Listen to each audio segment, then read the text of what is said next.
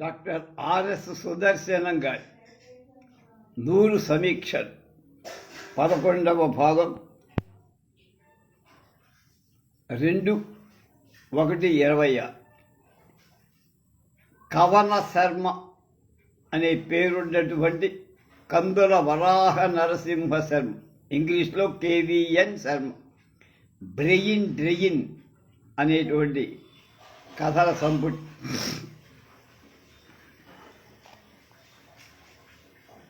దీంతో ఒకసారి మేము సరస భారతి తరఫున మా మైనటి గోపాలకృష్ణయ్య గారు మాకు అదనంగా పంపించిన 20,000 రూపాయలని కృష్ణా యూనివర్సిటీ బందర్లో ఉన్నదానికి ఆయన తరఫున డొనేషన్గా ఇవ్వడానికి వెళ్తే కవన శర్మ గారు పరిచయం నా పక్కనే కూర్చున్నారు. ఇద్దరం కలిసి భోజనం చేసి తర్వాత రచనలో ఏదో చదువుతుంటే ఆయన చూసి నాకు పెట్టారు. ఏమిటంటే డాక్టర్ శివరామకృష్ణ అయ్య గారు, ఆయన దగ్గర బంధువుడు, అది చెప్పాడు నాకు.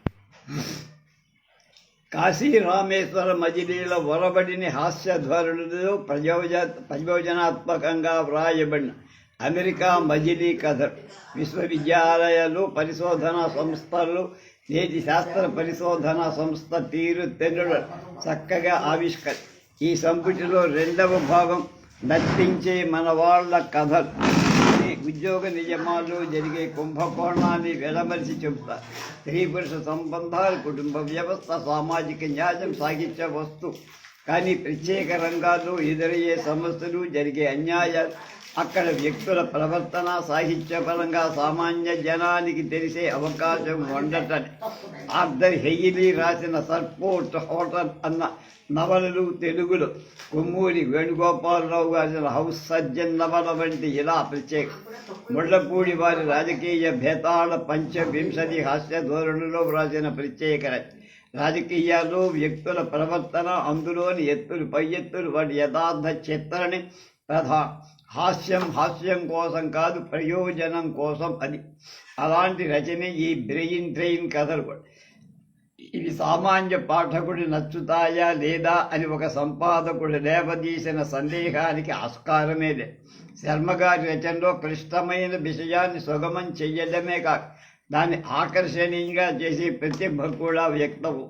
మచ్చుకి సాలీడు మెకానిక్కులో సాలీడు మెకానిక్స్ కాదు. సాలిడ్ అంటే ఘన పదార్థాల్లో తిప్పలు పట్టం అన్నమాట. రెండోది ఫ్లూయిడ్స్ మెకానిక్స్ అంటే ప్రవహించే పదార్థాల శాస్త్రం అన్న. ఇంతకు ఈ 2 మెకానికులు డాక్టర్ పొల్లయ్య విషయంలో శూన్యంలో పూర్వం విధులలో నాగేటి చారులో జరిగిన మడులు నీవని రైతులు కొట్టాడుకుని దేనకుడి దగ్గరికి వెళ్ళినంత ధర్మంగా అతగాడు మీవాడని ఘోరంగా పోట్లాడుకొని ఆ డిపార్ట్మెంట్ తలకాయ దగ్గరికి వెళ్ళి మా బిల్డింగులో చోటు లేదంటే లేదని గూడు వెళ్ళబోసుకొని తలకాయకి తలనొప్పి వచ్చి హెడ్ కన్. ఇలాంటి విషయాల్లో తలకాయకి నొప్పి రాకపోతే కిరీటం వస్తుందా? అలా ఆద్యంతం ఆకర్షణీయంగా సాగిన రచన ఎవరికి కానీ నచ్చకపోవడం అంటూ కూడా. శర్మగారి హాస్య దృష్టికి కేవలం ద్వేషం కాదు, ఐక్యం భావంగా, ఎగతాళిక సానుభూతి. ఈ హాస్యం మనసులో సంచలనాన్ని కలిగిస్తుంది, ఆనందాన్ని ఇస్తుంది. వడ్డించే మన వాళ్ళని గురించి ఉపోద్ఘాతంలో శర్మగారు ఏమన్నారు ఒకసారి. వడ్డించే మన వాడైతే మనకి చాలా బాగుంది, కానీ వాడికే పాపం ఏమంత బాగుండు. ఇతరులకు ఏమాత్రం అనుమానం రాకుండా మన వాళ్ళకి వడ్డించగలగడం ఒక పెద్ద గండం గడిచి గట్టెక. ఉపేంద్రుడు దానవనాథం కనబాడ కలగకుండా తన వాళ్ళైన ఇంద్రాదులకు మాత్రమే అమృతం వడ్డించడానికి నడుముకు చీర కట్టుకున్నాడు. దాంతో నానా పాటలు పడి భరతనాట్యం చేశాడు. అయితే దేవతలకి చీమ కుట్టినట్టుగా కూడా లేదు. తినేవాడికి బాధే లేదు, వడ్డించేవాడిదే తలకాయ నొప్పంతా అని తన రచనకి ఒరబడి పెట్టిన ముళ్లపూడి పార్కిన్సన్ రచయిత ఉపోద్ఘాతంలో మర్చిపోలే. ఈ కథలకు అనుబంధంగా ఈ మధ్య కాన్ఫరెన్స్లని తిరునాళ్ల కథల్ని వ్రాసినట్టున్నారు శర్మగారు. అందులోనూ సిద్ధయ్య మావ గోపన్నల చుట్టూ కథలు ధర్మగారి లాంటి వెండి కథలు రాసిన పాఠకులు ఇంకా కావాలని అంటారు సందేహం. ఆంధ్రప్రభ సచిత్ర వారపత్రిక 23/7/70. దిక్కుమాలిన కాలేజీ ఆయనదే కేఎస్వై పతంజలి. ఇది కేఎస్వై పతంజలి. 9 కథల సంపుటి, ఒక మోస్తరుగా మంచి కథలు అనిపించుకునేవి 4. మోటు మనిషి, సిగ్గు లేదు, నరణ మృదంగం, గాంధీరం అని. తోటి మనిషి పట్ల ససహ్యం, ఏవగింపు కాదు, నాగరికత, నాజూకుతనం అంటే. మోటు చేతులే అయినా జారిపడి ఆప్యాయంగా పట్టుకొని దుమ్ము పట్టిన తెగమాసిన గుడిలోని పడిపెట్టుకొని అస్వస్థుడైన యువకుడు. అంతదాకా నాజూలు పూతూ ఏవగించుకున్న వాడి సమయానికి ఆదుపడు. ఆ మోటు మనిషి చేతులు, మోటు మనిషి మర ఎత్తుగడ ముగింపు సిగ్గులేమి కథలు. ఒక మధ్య తరగతి పేద యువకు సాకరిని శ్రామికుడిని సిగ్గు లేకుండా వంచిస్తూ మరణ మృదంగం కథలు. క్యాన్సర్ ఏమో అని భయపడి భార్యని డాక్టర్ దగ్గరికి తీసుకొని అనవసరమైన టెస్టు చేయించి విశ్వనాథాన్ని ఈసరించుకొని కొడుకు మూర్తి ఆకాస్తా చేయి, అది క్యాన్సర్ కాదని తెలుసు. ఈ 2 కథలు తండ్రి కొడుకుల మధ్య రచయిత చిత్రించిన ఈసడి తిరస్కారం, తిట్టు, దొంగలంచా కొడుకు ఎవరైపోయినా సరే గొర్రె లాంటి తలొకటుంది. వీధిలోకి పోవడం లాంటి తండ్రిని కొడుకు మనసులో తిట్టుకోవడం కథా సన్నివేశ ఔచిత్యాన్ని మీరి ఆవేశపూరితంగా ఉండటం కొంచెం ఎబ్బెత్తే. సాహిత్య శిల్పానికి ఎమడని ఆవేశం ఏదో రచయితలో ఉన్నట్టు ఈ కథలు వ్యక్తం చేస్తారు. గాంధీరం కథ కలరాను గురించిన సైన్స్కి, మూఢ విశ్వాసాలకి ఒక గ్రామీణ ప్రజలతో చెలరేగిన సంఘర్షణ. మాండలికంలో వ్రాయబడిన ఈ కథ మంచి రచన అంటున్నారు. మిగిలిన 5 కథలు కాలేజీలోనూ అవహేళనగా వ్రాసిన కార్టూన్ల లాంటి స్కెచెస్. దిక్కుమాలిన కాలేజీ స్తంభాలని. 1 మేనేజ్మెంట్ వారి అధికార దుర్వినియోగాన్ని గురించి. 2వది లెక్చరర్లు పాఠాలు చెప్పకుండా ట్యూషన్లు చెబుతారని. ఇలాంటి విమర్శకు కార్టూన్ రచన పనికిరాదు. వాస్తవిక ప్రధానకమైన చిత్రణ ఇళ్ల స్తంభాలు, 10 పైసలోని కథలు, డబ్బును గూర్చి, డబ్బు లేని మధ్య తరగతి వాళ్ళ గురించి పడే బాధ అతిగా సెంటిమెంటలైజ్ చేశారు. మనం మన బీదరకాన్ని అసహించుకోలేక డబ్బుని అసహించుకుంటామని ఒక పాత్ర చేత చెప్పిస్తారు రచయిత. కానీ ఈ 2 కథలు డబ్బుని గూర్చి అసహ్యం కంటే ఏడుపు ఎత్తెత్తుగా. అడల్ట్ స్టోరీ సంతాన నిరోధక సాధనాల శృంగారాన్ని చంపే సాధనాలని, ఖాళీచాలని బతుకుడు బతికి మధ్యతరగతి పేదవారికి ఈ దురవస్థ అని చెబుతున్న కథ. సెక్స్ అంటే ఒట్టి కోరిక మాత్రమే కాదు, సెలిబ్రేషన్ ఆఫ్ సోల్స్, ఆత్మల పండగ. మానవుడి కంటే ప్రాచీనమైన ప్రేమ.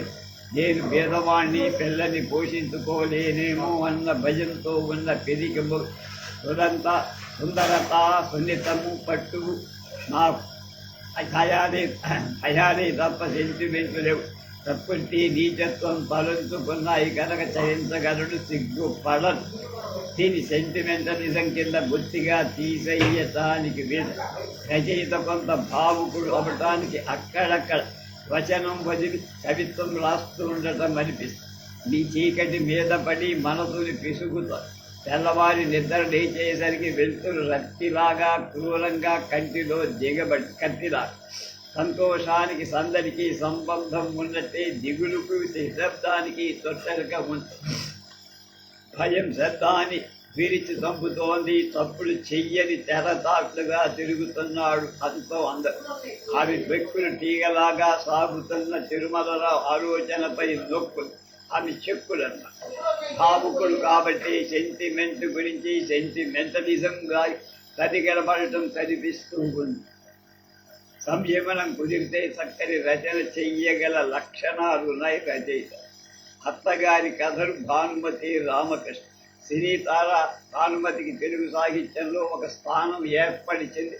ఆమె అత్తగారు లక్ష్యశుద్ధి, సంయమనం లేకపోవడంలో కథారచన హాస్యం ఎలా దెబ్బతిన్నాయో వివరించవచ్చు. అత్తగారి పట్ల భయభక్తులు కారణం కాబూడు అత్తగారి కథలో చక్కని సంయమనం కలిపింది.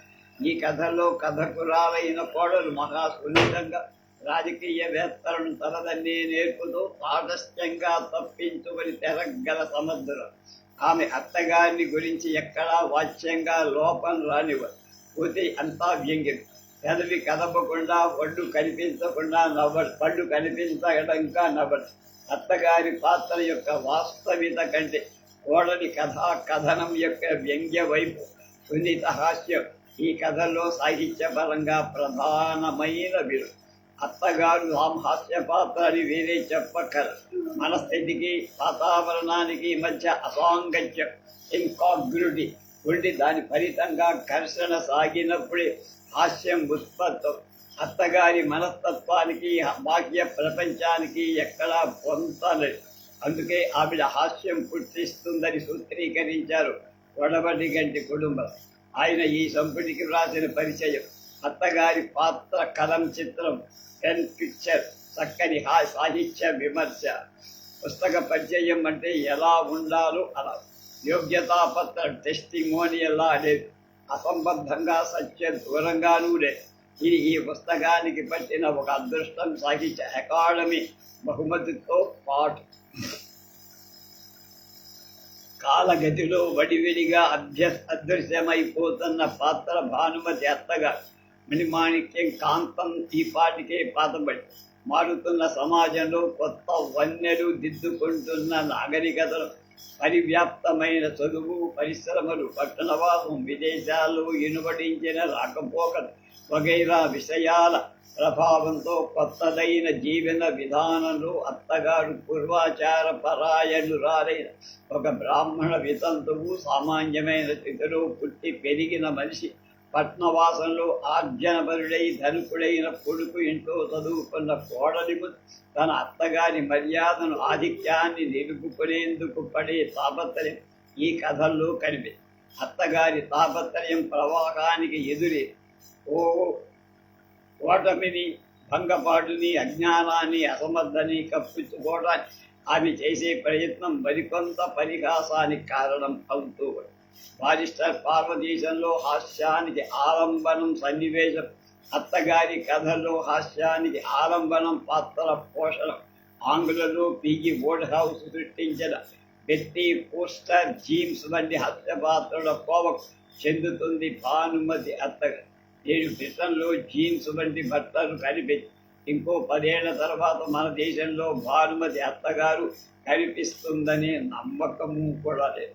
భారతిలో పడి నాకు చచ్చిపోవాలని ఉంది ముప్పాళ్ళ రంగనాయకమ్మ గారి కథ. అందులో 9 కథలు. నాకు చచ్చిపోవాలండి అనేది ప్రధాన కథ. 56 పేజీలు. చుట్టమై చూడొచ్చు, సంబంధాలు, కమల, ఓ రోజు వస్తుంది, తల్లి మనసు అనే కథలు, సాధించాలని సంసారాలు, సంకుచిత మనస్తత్వాలు చర్చిస్తూ ఈనాడు తెలుగుదేశంలో సామాన్యంగా ఆడవాళ్ల చిత్త సంస్కారం ఏ స్థాయిలో ఉందో తెలుసుకునేందుకు చక్కని అవకాశం కలిగించారు. తృప్తి అనే కథ ఏ చరిత్ర సంఘ సంస్కరణ పట్ల చూపుతున్న గుబలాటాన్ని వ్యక్తం చేస్తూ రచయితలోని తీవ్రమైన అసంతృప్తి సంఘ సంస్కరణాభిలాషగా రూపొందుతూ ఉండటం మెచ్చుకోదగ్గ విషయమే. కానీ అది ఒక్కొక్కసారి ఉత్కర్షగా మారితే ఎబ్బెట్టుగా ఉంది. నా కోరిక అనే రచన దీని కథ అంటానికి వీలు. ఎందుకు ఉదాహరణ, రచయిత సాహిత్యం అంటే తనకున్న అభిప్రాయాలను వివరించడంలో తప్పే. ఆ అభిప్రాయాలు రామచంద్రం అనే ఒకనొక చేతకాని రచయితను డమ్మీగా ఎదుట పెట్టుకొని వెలువరించిన ధోరణి బాగానే. Not in good taste. Ramachandram రాసిన వాక్యాల గురించి రచయిత చేసిన ఆది ఆక్షేపణ ఆమె ప్రవచించిన వాక్యాలకు అన్వయించే పరిస్థితి ఉంది. సాహిత్యంలో పవిత్రమైన స్థానం, అపారమైన విలువ ఉన్నాయన్న సంగతి మర్చిపో. అనటంలో పవిత్ర స్థానం, అపారమైన విలువ ఊకదంపుడు మాటలు కావాలి. అదేమిటో నిర్దేశించే ప్రయత్నం ఈ రచనలో జరిగిందా? లోతు తెలియని నీళ్లలో దిగటం ప్రమాదకరం. నాకు చచ్చిపోవాలని ఉంది, నవ్వింది చావింది అనే రెండు కథలు ఒక సమస్యని ఇతివృత్తంగా తీసుకున్నారు. ఇది నైతిక సమస్య. వివాహితమైన ఒక స్త్రీ పురుషుల మీద మనస్సు పోవడం మొదటి కథలోని వరలక్ష్మి, రెండవ కథలో హేమ సంస్కారంలో పరిస్థితుల్లో పొందుతున్న భర్త సౌఖ్యంలో భిన్నత్వం కల. వరలక్ష్మి భర్తకు సెక్స్ తెలియదు, అతని కుంస్తం ఉందో లేదో స్పష్టంగా కథలు చెప్పకపోవటంలో మగవాళ్ళు ఇంత అమాయకులు ఉంటారా? అది అమాయకత్వం అని మాత్రం ఎలా అనుకోగలరు? బిఏ చదివిన వ్యక్తికి కనీసపు లోక జ్ఞానం లేకుండా పోతుందా? నా కర్మకారి అనే వరలక్ష్మి వాక్యాల బట్టి 8 ఏళ్ల దాంపత్య జీవితంలో వరలక్ష్మి అనుభూతిని నిస్సారమైనవే అనే రచయిత వాక్యాన్ని బట్టి వరలక్ష్మి భర్త తెలుసుకోవాలి. వరలక్ష్మి శర్మ అనే పక్కింటి పురుషుడిని సూచనగా ఆత్మ. తీరా శర్మ వరలక్ష్మి కోసం వచ్చినప్పుడు జరిగిన సంభాషణ పట్టాలు తప్పి చివరకు వరలక్ష్మి తనకే కోరిక లేదని, తనకు చచ్చిపోవాలని ఉందని చెప్పడంలో కథం. శర్మకు వరలక్ష్మి మధ్య జరిగిన సంభాషణ 2-3 విధాలుగా అర్థం చేసుకునే అవకాశం కల్పించింది. నీలాంటి దౌర్భాగ్యురాలంటే నిజంగా నాకెంతో జాలని శర్మ అనటం మూలాన్ని వరలక్ష్మి కోరిక నీళ్లు కారిపోయిందనుకునే అవకాశం. ఇప్పుడంతా త్రాసుగానే భ్రమగానే అనిపిస్తుంది. నీతి నియమాల సంఘం ఎన్నటికీ నన్ను సమర్థించ, మీరు కూడా విలువ పోగొట్టుకున్న నన్ను లక్ష్య పెట్టరు అని వరలక్ష్మి అనడం వల్ల వరలక్ష్మి సంఘాన్ని గురించిన భయం ఆమె కోరికను జయించింది అని అన్వయించుకునే అవకాశం రెడ్డి. సంఘాన్ని గూర్చిన భయం కంటే వరలక్ష్మిలో సహజమైన ఆత్మాభిమానం జయించింది. శర్మ చూపే బట్టి జాతిని అని ఆమె అంగీకరించలేకపోయి అనే అన్వయానికి గల అవకాశం 3 పోతే శబర రచయితలుగా రచయిత సూచించిన పరిష్కారం ఆత్మహత్య హాస్యాస్పదంగా అర్థం లేకుండా సంఘ సంస్కర్తల విడాకు ఆమోదిస్తారు. చలం వంటి రచయిత స్త్రీ కర్తవ్యం స్పష్టంగా తేల్చి చెబుతాడు. రచయిత ఈ రచనలు కేవలం సమస్యలు చిత్రించడమే ధ్యేయంగా పెట్టుకున్నదేమో. అంటే చివర ఆమె చేసిన ఆత్మహత్య సూచన వ్యక్తపరిచిన నిస్పృహ అందుకు భిన్నంగా.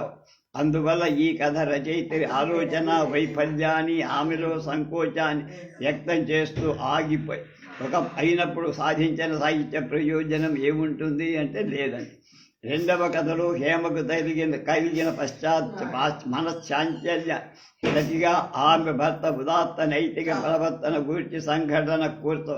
ఒకనొక దరిద్రాలు పతిత అతన్ని తన అవసరం కోసం డబ్బు కోసం ఆహ్వానిస్తుంది. ఆమె అందకత్త, కానీ హేమభర్త ఆమె అందానికి చెల్లించదు. ఆమె దీన స్థితిని గ్రహించి తనకున్న డబ్బు ఇచ్చి తను చేసిన మంచి పని భార్యకు చెప్తారు. తత్కారణంగా హేమలో ప్రబోధం కలిగి ఆమె మనస్సు క్షాళనం పోతుంది. ఈ కథలో రచయిత చెప్పుకున్నది పురుషుడు మంచివాడైతే స్త్రీ కూడా మంచిదవుతుంది. ఇది కూడా రచయిత తీసుకున్న సమస్యకు పరిష్కారమేం కాదు. ఏదంటే పురుషుడు నియమబద్ధుడు కానప్పుడు స్త్రీ కర్తవ్యమేమిటో సూటిగా చెప్పడానికి నిరాకరించడం, మళ్ళీ రచయితలోని ఆలోచన స్తబ్దత్వాన్ని, సంకోచాన్ని వ్యక్తం చేస్తారు. ఇలాంటి సమస్యలు ఇచ్చిపుచ్చుకునే నేరసారాలు, నీతి మీద పరిష్కారాలు, ఇవి ఆధ్యాత్మికమైన సమస్యలు. వ్యక్తి ఆత్మజ్ఞానంతో సంస్కారంతో ముడిపడి మనస్సు చలించినంత మాత్రాన మన వివేకం ఏమవుతుంది? నీ సుఖ దుఃఖాలు అంచనా వేసుకోని హీన స్థితిలో నువ్వు అన్నావని అనుకో. సుఖ దుఃఖాన్ని ఫలితాన్ని అంచనా వేసుకొని భయపడి మనస్సును నిగ్రహించుకోవడం ఎంతవరకు? మనస్సుని చలించమంటే అది ఇటువంటి చాంచల్యము ఎవరు నిర్ణయించగలరు? మధ్యతరగతి వారి నీతిని, మర్యాదను చలం డిహెచ్ బారెన్స్ వంటి రచయిత విమర్శించడంలో గల అంతరార్థమిదే. ఏ చాంచల్యమైనా అది మనోవాక్కాయ ఆత్మవిమర్శకు, వివేచనకు శ్రీకారం చుట్టి అక్కడి నుంచే వ్యక్తి తన మనోవాక్కాయ కర్మలతో నిజాయితీకి ప్రాధాన్యం ఇవ్వగలిగినప్పుడే వ్యక్తిలో పెరుగుదల ఉంటుంది. సూత్రప్రాయమైన ఒకానొక సాంఘిక మర్యాద నియమాన్ని ఉల్లంఘించడమా మానటమా అనేది అనన్యమైన ఆత్మజ్ఞాన శూన్యమైన ప్రశ్న. ఒకానొక సాంఘిక నియమానికి, వ్యక్తి ధర్మానికి సంఘర్షణ అస్సలు ఉన్నదా లేదా? ఉంటే దాని స్వరూపం ఏమి? అని విచారించడమే ప్రయోజనకారి అయిన ఒక ప్రశ్న. రచయిత వ్రాసిన పై 2 కథలు. మొదటి కథలో వరలక్ష్మి స్వధర్మమేమిటో నిశ్చయించుకోలేని అశక్తతో ఆత్మహత్య చేసుకుంటానని ఏడవడం, బెదిరించడం. రెండవ దానిలో హేమ తన ధర్మాన్ని, భర్త ప్రవర్తనను చూసి సరిదిద్దుకు. కానీ ఈ 2 కథల్లో రచయిత సమస్యను రూపొందించిన తీరు సంఘపరంగా కేవలం సాంఘికపైన స్త్రీ పురుషుల ధర్మాల్లో భిన్నత్వాన్ని విమర్శించేదిగా ఉంది. వైఫల్యానికి దారితీసి రచయిత ఆత్మ పరంగా ఆలోచించడం ప్రారంభించినప్పుడే సాహిత్యంలో ఆమె స్థానం ఏమిటో పరిపరిస్తుంది. భారత్ మంచివాడు వాసిరెడ్డి సీతాదేవి గారి కథాసంపద. వైవిధ్యం ఉన్న 10 కథల సంకలనం. హాస్యం, విమర్శ, అపహేళనంతో కూడిన నిశితమైన వ్యంగ్యం ఇందులో ప్రధానం. కానీ మానవత్వపు విలువలు ఈ హస్తదృష్టికి చర్యలు కట్టుగా ఉండటం హర్షించదగిన విషయం. మిసెస్ కైలాసం వంటి వ్యక్తికి 2 కథల్లో దుయ్యబట్టినందుకు కారణం ఆమెలో మానవత్వం మరుగుపడి ఒక కుసంస్కారం తాలు వికృత స్వరూపం తయారు కావడం. మంచివాడు వాత్సల్యం అనే కథలు ఆణిముచ్చ ఈ సంపుటిలో. మంచివాడు కథలో చక్కని మనస్తత్వ పరిశీలనతో పాటు సామాజిక స్పృహ కూడా. ఈ సామాజిక స్పృహ రాజకీయవాదులు చెప్పే వర్గ కలక సంబంధమైన స్పృహ కాదు. వ్యక్తి సామాజికుడిగా మాటలు అతనికి తోడి మానవుల పట్ల అవిశ్వాసాన్ని తెలియగా దాని ఫలితాన్ని విస్పష్టంగా చేసే స్పృహ. ఇందులో రామారావు ఆత్మవంచన ఎలా పరవంచన దారితీసిందో ఆ పరిణామాన్ని చిత్రించడంలో రచయిత మంచి విజయం సాయి. వాత్సల్యం కథలో సంఘం చేసిన మనుషుల అంతరాంతరాలు దాగి ఉన్న మానవత్వాన్ని చమత్కారంగా, వాస్తవికంగా, హృదయగమ్యంగా ఆవిష్కరించగలిగి కేవలం ఒక పసిపాప పాలబుగ్గలు లేని, బోసి నవ్వులు లేని అనాకారిగా పసిపాప నిస్సహాయత్వం ఆధారంగా ఎంతో చక్కని కథ. జీవితం మీద ఆర్థిక పరిస్థితుల ప్రభావాన్ని చూపే కథలు. 2 దొంగతనం చేసే స్త్రీల దొంగతన శిల్పాన్ని వివరించాయి. రాబందులు కథలో బస్సులో తారసపడి ఘరానాగా కనిపించే ఒక స్త్రీ పేదరాలైన యువతిని సానుభూతి ప్రదర్శించి వంచి ఆమె పర్సు కాయి. ప్రేమ కథలో ఒకనొక పోలీస్ ఆఫీసర్ని అందమైన యువతి ఆకర్షించి వంచి అతని సూట్ కేస్ కాజేసి. నేటి నాగరికత జీవనపు పోకడలో ఇలాంటివి తస్మాత్ జాగ్రత్త అని చెబుతోంది 2 జ్ఞానోదయం కథలో మా దొంగతనమే ప్రధానాంశమైన కథలోనూ కూడా. అయినా ఈ దొంగల పట్ల పాఠకుడికి సానుభూతి ఈ కథల్లో ఉత్తమమైంది పాత కథే. సమాజంలో ఆర్థికమైన వర్గ విభేదాలు ఎంత గహనమైనవో, ప్రేమ తాలూకు రొమాంటిక్ స్వప్నాలతో వాటిని అధిగమించడం ఎలా వీలులేదో సూటిగా చమత్కారంగా ఆధునిక కన్యకామణులకు వివరిస్తుంది. ఇది ప్రేమ కథో కాదు మీరే చెప్పాలని వాళ్లకు సవాలు విసి గడుసుగా ముగించడం, తీయని కలలు కంటున్న వాళ్ళని మేల్కొల్పే ప్రయత్నం చేశారు ఆమె రచయిత. గ్రహబలం పరిచయం కథలు 2 కామెడీ ఆఫ్ ఎర్రర్స్ కథ. నవ్వుకోవడానికి తప్ప సీరియస్గా తీసుకోవడానికి వీలు. ఎందుకంటే వీటిలో వాస్తవికత నిశిత పరిశీలనకు నిలిచేది కాదు. ఆంధ్రప్రభ సచిత్ర వారపత్రిక 26/1/77. ఆలూరి విజయలక్ష్మి డాక్టర్ మాకీ భర్తవత్. ఇందులో 8 కథలున్నాయి. ప్రతి కథలోనూ రచయిత వైద్య విజ్ఞానం వృత్తి తాలూకు అనుభవం ఎంతో కొంత తొంగి చూస్తూనే. ఈ కథల ప్రధాన లక్ష్యం సమస్య లాంటి సామాజిక సత్యాన్ని ప్రతిపాదించడం, పరిష్కారం చదువరికే వదిలిపెట్టడం. మొదటి కథ గాజులు. కన్నెపిల్ల గంగ శివరాత్రి తీర్థంలో గాజులు అమ్మేందుకు కొట్టుపెట్టుకుని అధికారు ఆ స్థలం కారు నిలబడటానికి కేటాయించినట్టు చెబుతూ కారు తీసేయమంటారు అధికారు. విప్లవ భావాల ప్రభావం కలిగిన బదువు అద్దం గంగ తాలూకున వాళ్లతో పేచీ పెట్టుకుని ఎదురు తిరగడం. గాజుల కొట్టు ధ్వంసమైపోయింది, నష్టపోయింది సత్యమ్మ గంగ కాదు. ఇందులో అధికారుల దౌష్ట్యాన్ని నిరసడంగున్న అసలు సమస్య గంగ వంటి అమాయకుడు రాజకీయాలు బలి పశువులు అవుతూ ఉండడం. దీనికి సమాధానం చదువరుడే ఆలోచించాలి. సూడోసియస్నెస్ రెండవ కథ. సూడోపైనస్ అది డాక్టర్ దృష్టిలో శకుంతలకు వచ్చిన అబద్ధపు గర్భిణి. శాస్త్రీయమైన దృక్పథం లేకపోవడంలో వచ్చిన హంగామాగా అది హాస్యాస్పదంగా కానీ పిల్లల కోసం పరితపించే సెంటిమెంట్, గాఢమై సృష్టించే శారీరక లక్షణాల వినయం విషయంతో సున్నితమైన జీవిత సమస్య.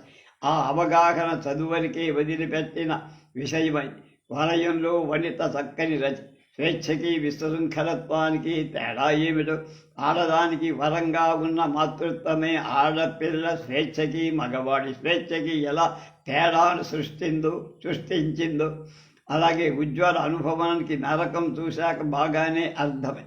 మమ్మీ అంటుంది డాక్టర్ అయిన తల్లితో, ఒక అమ్మాయి కాని మాతృత్వం భయంతో కాక పవిత్రం మీద నమ్మకంతో నీ స్వేచ్ఛకు హద్దులు ఏర్పరచుకోవాలి అని తల్లి ప్రబోధం. డాక్టర్ గారి సలహా బాగుంది, కానీ నేటి సమాజంలో దేవుడి మీద తల్లిదండ్రుల మీద భక్తి అవసరమంటున్నప్పుడు పవిత్రత మీద మాత్రం నమ్మకం ఎలా వస్తుంది? ఆ ప్రశ్నకు సమాధానం మనమే ఆలోచించాలి. ధిక్కారం అనే కథలో పూజా పునస్కారాలని ఆచారాలని చాదస్తమని కొట్టిపారే శ్యామలకు కెగిల పాప్ సెరిబ్రియల్ పాలసీతో నలిగిపోతుండగా శ్యామల అంతఃసంఘర్షణకు లోనే చివరకు ఆ సెంటిమెంట్స్ తాలూకు బలహీనతను అధిగమించి ఆత్మస్థైర్యంతో శాస్త్రీయ దృక్పథంతో సత్యాన్ని అంగీకరించే నిర్ణయానికి వస్తుంది. ఆత్మస్థైర్యం ఎక్కడి నుంచి వస్తుందో తదుపరులే ఊహించాలి. అది కేవలం శాస్త్ర విజ్ఞానం వల్ల వచ్చేది కాదని చెప్పడమే కథలో సంస్కారం. చిన్న కథ అయినా చాలా చక్కని కథ. ఆడ మగ స్నేహం తాలూకు గాఢానుభూతులు శరీర సంబంధాలు అతీతంగా ఉండగలవని నమ్మేంత వరకు సమాజం ఎదగలేదు. సరే, ఉన్నతుడిగా కనిపిస్తూ ఎన్నాళ్ళుగానూ తెలిసిన వ్యక్తి కూడా ఆ సంస్కారం లేదా? అతడు ఎలా అర్థం చేసుకోవాలి, అలా ప్రవర్తించాలి? ఒట్టు నేను తాగును కథలో పెళ్లి కాని యువకుడి చేత తాగుడు మానిపించటానికి పెళ్లి నుంచి ఔషధం అనే డాక్టర్ సలహా. పెళ్లి మంచి ఔషధం అనే డాక్టర్. ఈ ఔషధం పని చేసిందో లేదో తర్వాయి కథ మనకు తెలియదు. చీకటి లోపల వెలుగు, టెస్ట్ ట్యూబ్ జేబీని గురించి టైటిల్ స్టోరీ. మాకి భర్త వద్దు. ఇద్దరు భార్యని ఒకరికి తెలియకుండా మరొకరిని చేసుకున్న హీరోతో ఆ భార్యల ముఖాముఖి సన్నివేశం కదా. ఈ సన్నివేశం చక్కగా రక్తి కట్టింది. ఒకరు రెండవ భార్య కోసం ఆ భర్తను వదిలిపెట్టుతున్నట్టుగా ఇద్దరు భార్యలు తమ భంగపాటుని, కోపాన్ని, తుది నిశ్చయాన్ని ప్రకటిస్తారు. ఆ ఇల్లు రెండవ ఆమె ఇల్లు కావడంతో మొదటి ఆమె తాను బయటికి వెళ్ళిపోయి కథ ఇంతటితో అయిపోయి.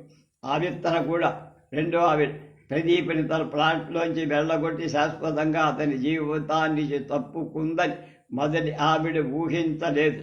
ఆమె వెళ్ళగొట్టిందా? మొదటి ఆవిడకి ఇద్దరు పిల్లలు ఉన్నారు. రెండో ఆవిడ గర్భవతి. అమృత ప్రదీప్ని వెళ్ళగొట్టేంత అమాయకురాలే అయితే ప్రదీప్ తప్పక మొదటి ఆవిడ దగ్గరకు వెళ్ళే అవకాశమే. ఇది ఊహించగలిగిన అమృత అయితే ఆమె అతన్ని వదిలిపెట్టే అవకాశం. నిజానికి ఈ సన్నివేశాల్లో సవత్తులిద్దరూ సమానమైన అందగత్తె. సభ్యత మారణంగా కలకించుకోవటానికి బదులు సానుభూతితో ఒకరికొకరు త్యాగం చేస్తున్నట్టు ప్రకటించారు.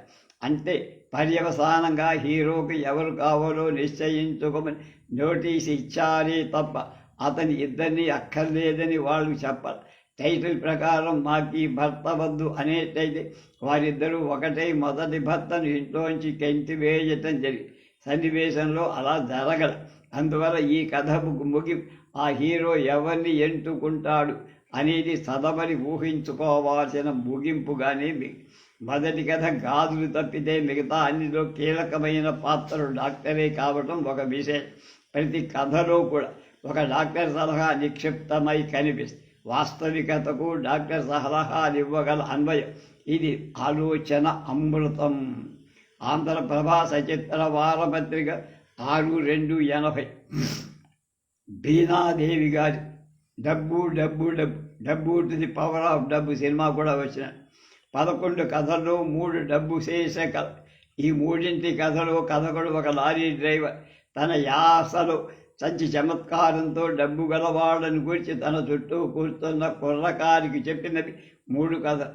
ఈ సంకలనంలో ఈ కథలు 3 విశిష్టమైన చెప్పడానికి సందేహమే.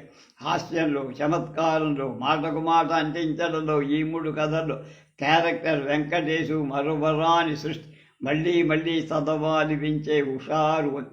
మాటల్లో, చెడుకుల్లో సజీవమైన తెలుగు భాష ఈ కథకు ప్రాణం. కథా వస్తువులో కొత్తదనం ఏం లేదు. ఒక కథ బ్లాక్ మనీకి, రాజకీయాలకి, ప్రభుత్వ యంత్రాంగానికి ఉన్న లంకెన్ని మరో కథ డబ్బు దాహం వల్ల డాక్టర్ ఆపదలో ఉన్న తన ఏకైక పుత్రుడిని ఆదుకోలేక పోగొట్టుకోవడం ముగింపు. బిడ్డ సచ్చిన షాక్కు నిలబడినాడు కానీ వీధోడు చూపిన సత్యానికి నిలబడలేకపోయినాడు. ఆ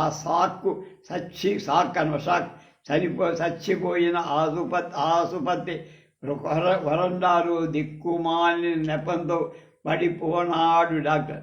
3వ కథ వారసుడి కోసం ఒక పెద్ద నాయుడు అతని భార్యలు పడ్డ పాట్లు వస్తువు కన్నా శిల్పంలో ఎన్నదగిన కథ. ఈ కథలోని హాస్యం మగవాళ్ళ జలుబు చేసిందా, ది స్మోకింగ్ డాగ్ కథలు. 1కి జలుబు, దాని నివారణ ఉపాయాన్ని గురించి. 2ది పెంపుడు కుక్క సిగరెట్టు వాసనకు అలవాటు పడిన వైనం. అతిశయోక్తులు గుప్పిస్తూ నవ్వించే.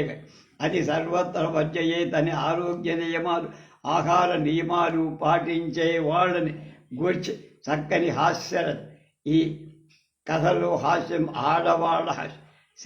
పెన్సిలిన్ అయిపోయి అనే కథ కేవలం ఆసుపత్రిలో మందులు మాయమయ్యే వ్యవహారాన్ని గురించి. విశేషం ఏం లేదు.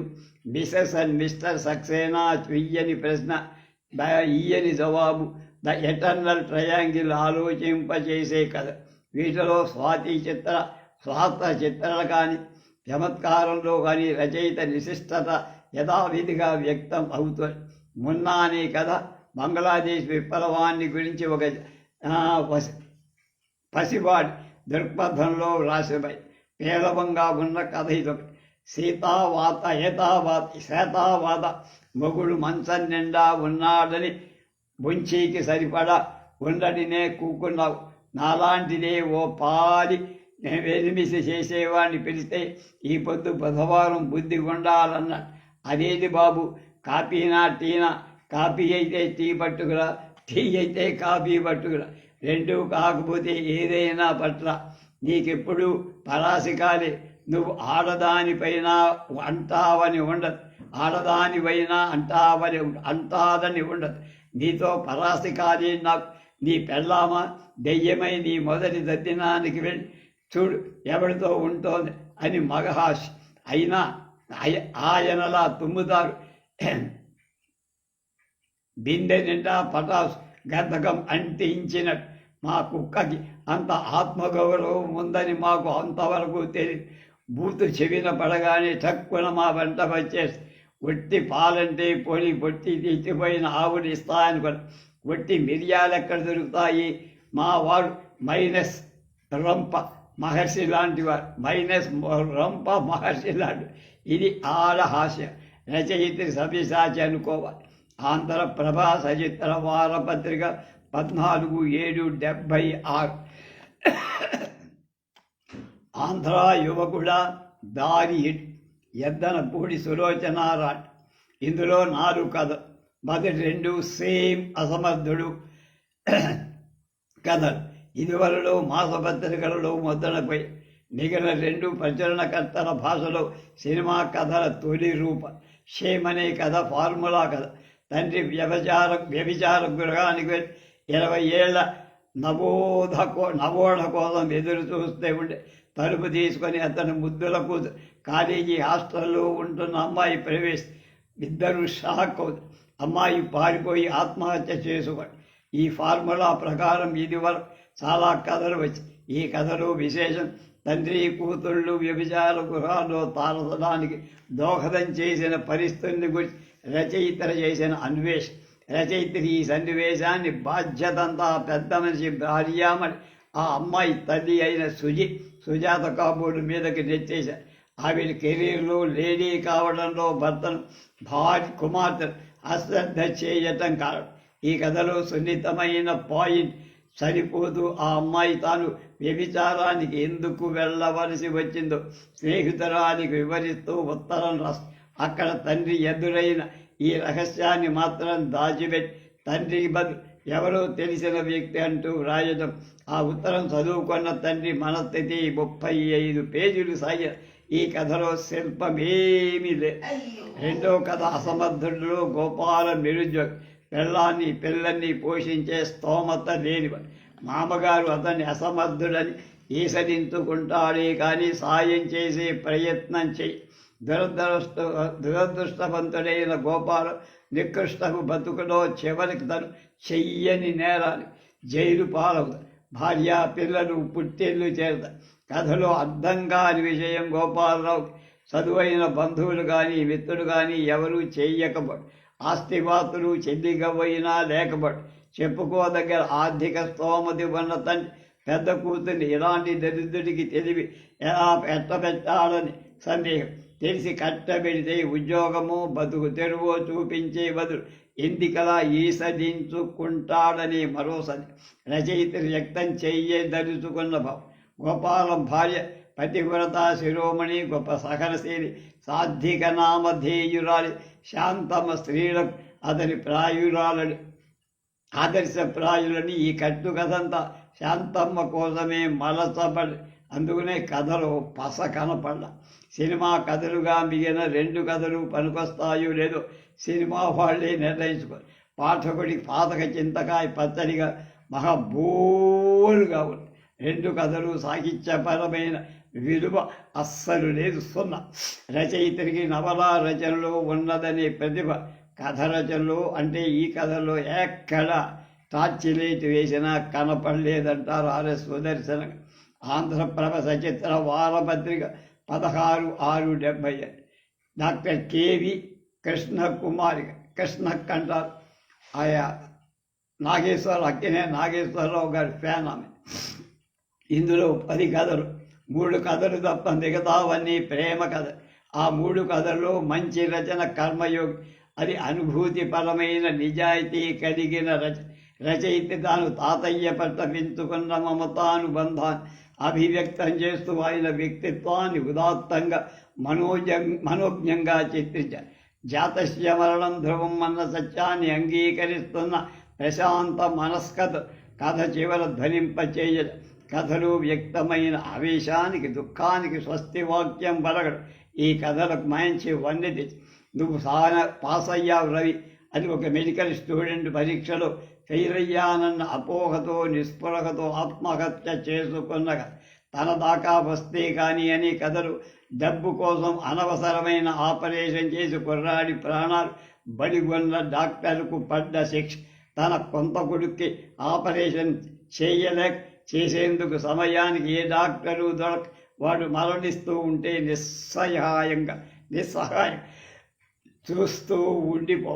రచయిత రాసిన ప్రతి కథలు మరణించడం అనేది ఒక సహజము, అసహజము, యాక్సిడెంటు, ఆత్మహత్య విధిగా మాత్రం ఉంటుంది తప్పనిసరిగా.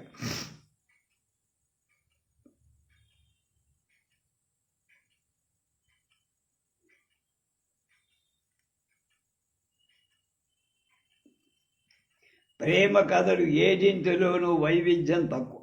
ప్రేమలో నిరాశ, నిస్పృహ, త్యాగాన్ని, వంచనని వ్యక్తం చేస్తాయి కథ. ఊహాపోహలు, సెంటిమెంటు, పులుముడు ఎక్కువ. జీవితాన్ని పరిశీలించి వ్రాసినవి కావు. ఈ కథలో స్త్రీలు వ్యక్తులకు ప్రేమించడం కంటే ప్రేమను ప్రేమించడమే కదా. ప్రేమకు ప్రేమించే ప్రవృత్తికి జీవితంలో సాఫల్యం ఉండదు. అందుకే ఈ కథలో మృత్యువే పరిష్కారం, పర్యవసానం, సంతృప్తి.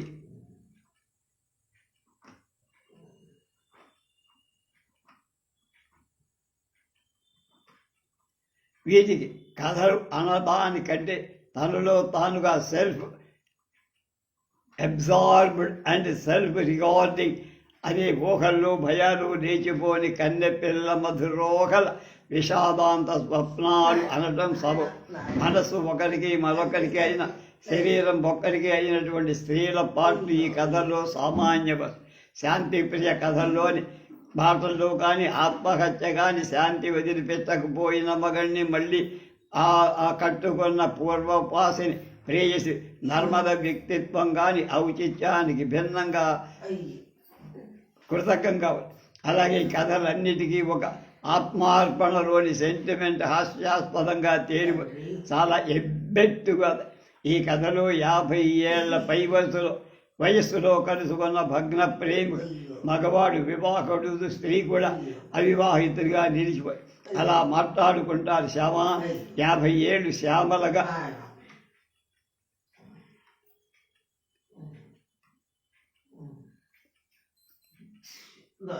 కనిపించడం లేదు. నాకు ఎంతో పెరిగావు కానీ ఎర్రని నీ బుగ్గల్లో పూర్వం నులుపు ఇంకా పెద్ద చెదిరి పరసబడి నీ పెదాలు చెలిస్తుంటే అని అతనంటే 25 ఏళ్ల క్రితం వినాలన్న కన్న మాటలు ఇప్పుడు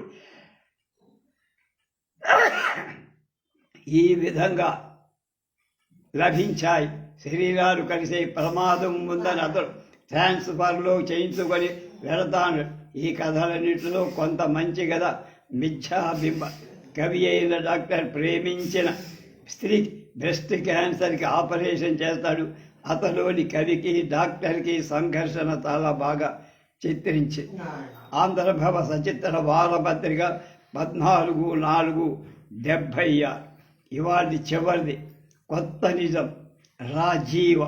స్త్రీ ఎదుర్కొంటున్న సమస్యని గురించి పురుషుడు జీవిస్తున్న జీవనగాన్ని గురించి ఎన్నో కథలు వస్తాయి. స్త్రీలు పురుషులు వ్రాస్తున్నారు. స్త్రీకి న్యాయం జరగాలి చరంగా రాశారు. శక్తిని ప్రధానంగా తీసుకు కానీ స్త్రీ యొక్క వ్యక్తిత్వం ప్రత్యేక దృక్పథం నుండి వచ్చిన నవలు కథలు చాలా అటువంటి ప్రత్యేక దృక్పథంతో కొత్త నిజం చెప్పడానికి పూనుకున్న కథలు ఈ సంపుటి. అంతా ఇంతే అనే మొదటి కథలో రాణి అనే నర్సు మాధవ్ అనే విపులాసపురుడు భోగవస్తువై ఆత్మహత్య చేసి మామూలు కథ. కానీ రచయిత్రి వైపే ప్రశ్నలు కొత్త వేసే అనుభవించిన మాధవ్ రాణిని రేపవర్ భోగవస్తువుగా స్త్రీగా సానుభూతిగా చూపినా ఆమె జీవించేది.